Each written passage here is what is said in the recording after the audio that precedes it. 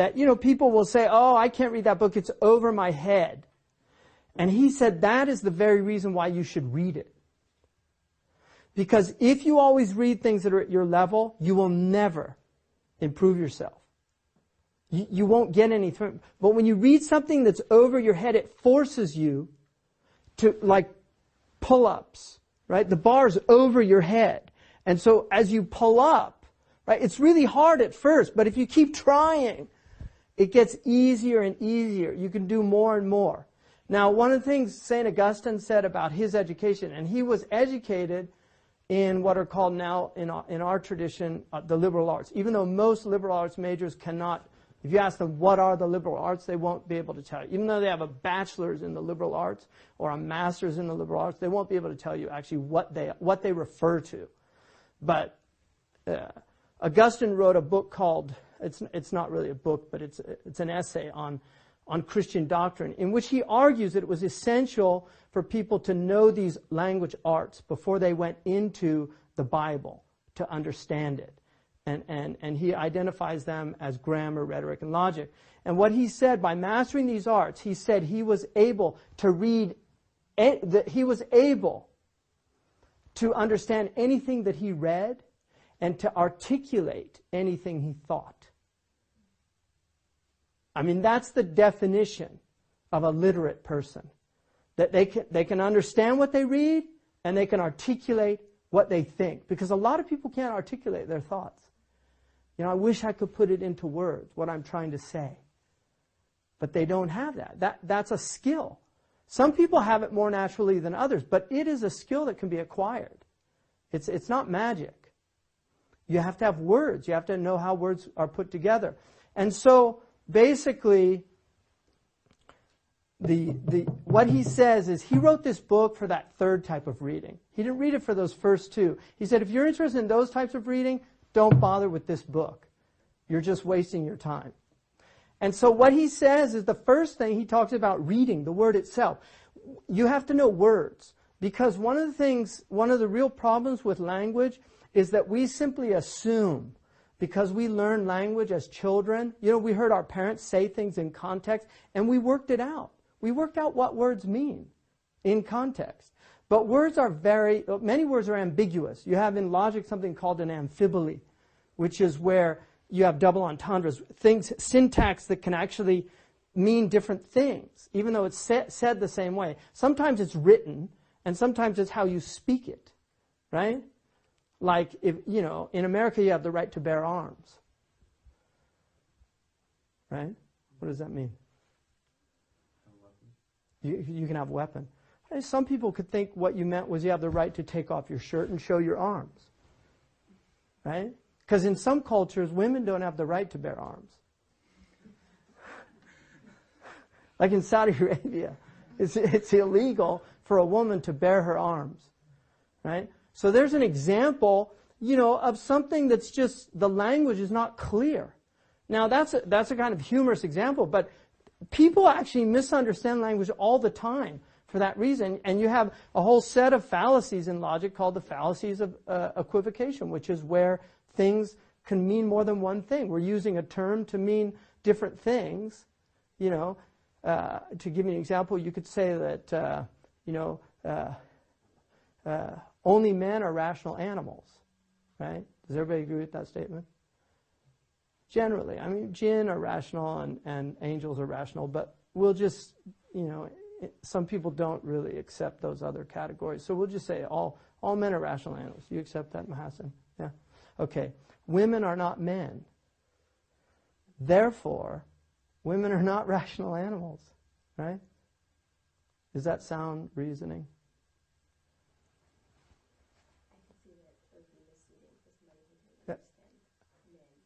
Yeah, okay, good. See, the equivocal term there is men, because in the first term, it's a universal term that includes women. But in the conclusion, I'm basically excluding women from men. So I'm using a term, right, ambiguously, which is one of the rules in logic that you cannot do. Terms have to be unambiguous. So what he says is, you have to know the words that the author's using and how he's using them. And that's very important. So reading, what does reading mean? Like reading.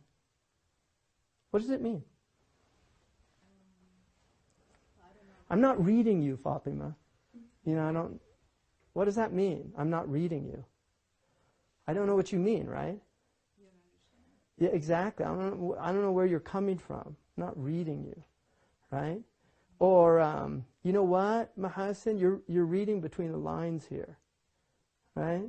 I mean, we can use the word in a lot of different ways, right? But, and so there's a basic meaning, which is just to read.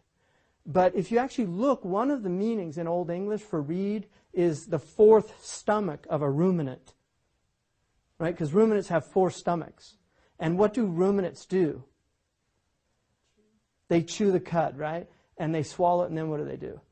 They spit it back up, chew it some more, swallow it, spit it back up, chew it some more. So isn't it interesting that our word to read and to ruminate, to ponder things, has to do with this idea of chewing. You know, Bacon said that some books are to be tasted, some books are to be swallowed, and some books are to be chewed and digested. Right? So the idea that reading is something that, it's not just this superficial thing here, even in our language. And that's one of the beauties of a dictionary of etymology, you see, because you can really get, you know, Heidegger, who's a German philosopher, said language is the house of being. What do you think he meant by that?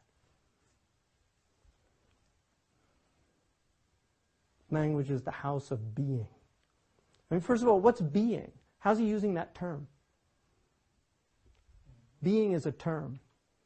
Like it's something non-static, it's constant. What is being? Existence, right? Everything that is, right, has existence. That's being. Like this. So metaphysics is the study of being, right? So when he says language is the house of being, what's he mean? What happens in a house? You live in it, right? You know, you live in your house. It's where you spend your time. So for us as conscientious beings, right? Because we're really, out of all these other animals that are out there, we're the ones that are thinking about what's going to happen to, you know, my retirement plan. You know, there's no birds worrying about their 401ks. They're not out there. There's no lizards that are like, oh my God, the economy is so depressed. You know, what am I going to do? You know, right? They're not out there. But because we can actually think about things, you know, cogitate, think about the future, worry about the future, like language is where all this experience is residing, right? It's residing in our language. And he felt that if you could get back, he believed Greek was the essential language. If you could get back to these ancient terms from the Greeks, you could really understand like if you could really get to the meaning of philos and agape and eros, terms that dealt with love, because there's different types of love. The Greeks distinguish. The Arabs distinguish. We don't really distinguish. We have to use adjectives to differentiate between our types of love. But other languages actually have different words for different types of love because they recognize they're not the same.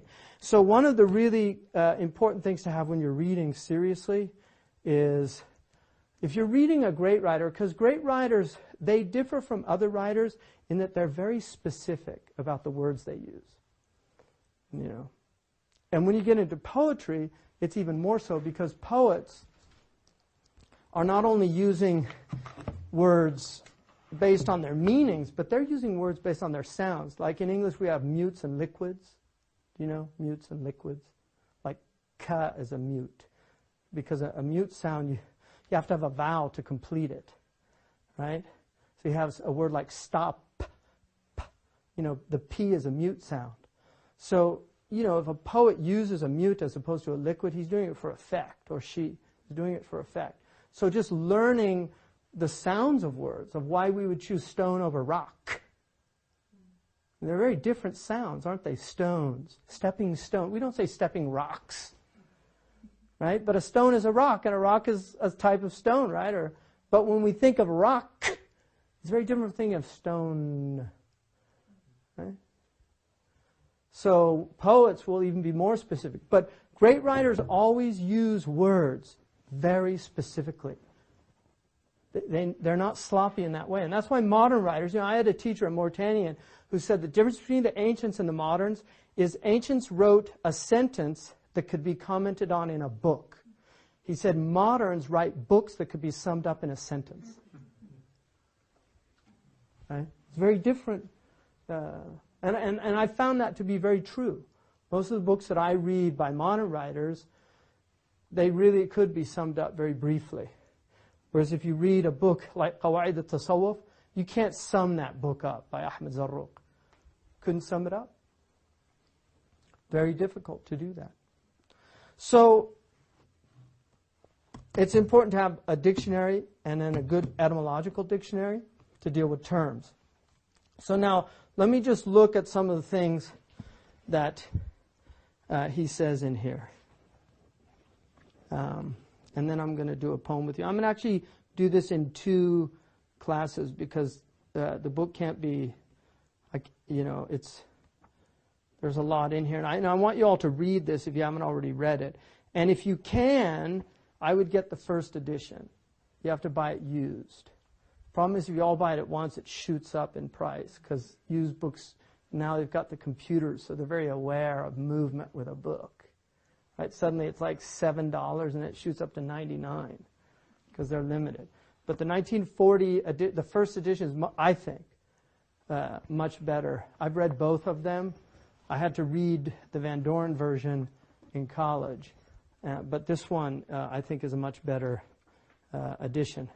But one of the things that he argues in here, at the outset, he talks about reading, and then he talks about reading is learning, and he says that there's no such thing as passive reading. You can't read passively. There's only more active reading.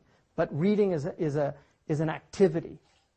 Watching a film can be completely passive because you're just you're receptive, and it can stimulate you. You can at the emotional level. Some films can stimulate you intellectually. I mean, some films, a film like Redbeard by Kurosawa is, I think, as edifying as a lot of books. In just terms of and great film directors. They have a purpose in making their films. They're not making their films simply to entertain, although that's one level that the film could be taken on. But one of the things that he says in here is that he realized after he'd gotten his degree that he was actually a poor reader. He's got his PhD, and he was put into this class to teach.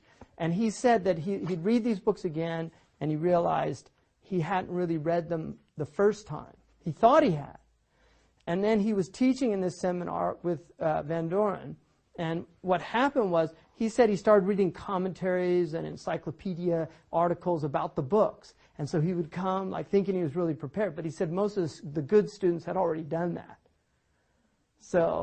And he said what would happen is they would end up discussing things about the book, but they weren't discussing the book. And he said what really, and he's very humble in that he mentions that it was a great blessing for him to have been exposed